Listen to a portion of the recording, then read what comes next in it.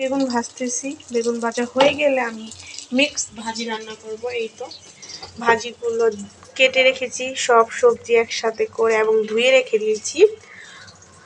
এখন জাস্ট বসাবো। একদিন ট্রাই করো তোমরা মিক্স ভাজি।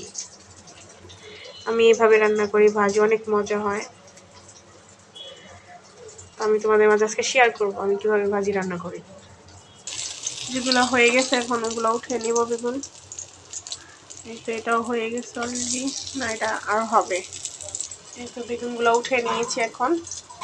এই দেখো আমার বিড়াল এখানে শুয়ে আছে, উনি এখানে রোদ পোয়াচ্ছে।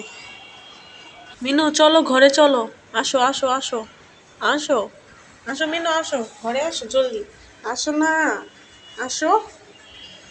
তুমি এখানে রোদ পোয়াবা।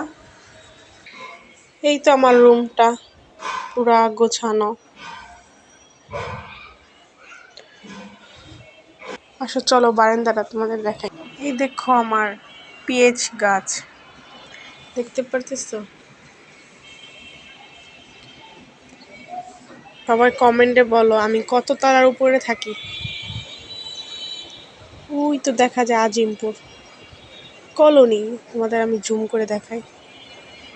এক মিনিট, ওই যে আজিমপুর কলোনি। তো এই তো আমার ছোট্টখাটো একটা বারান্দা, বুঝতে পারছো? আর এখানে আমি অনেক কাপড় চোপড় দিয়ে রাখছি। এখন আমি ভাজি রান্না করবো। ভাজিগুলো এখন ছেড়ে দেবো, মিক্স ভাজি রান্না করবো। এখানে লবণ, এই তো ভাজি, মাশাআল্লাহ ভাজির কালারটা অনেক সুন্দর আসছে। এই তো হয়ে গেছে, এখন ধনেপাতা দিয়ে দেবো। আমার মিক্স ভাজি হয়ে গেছে।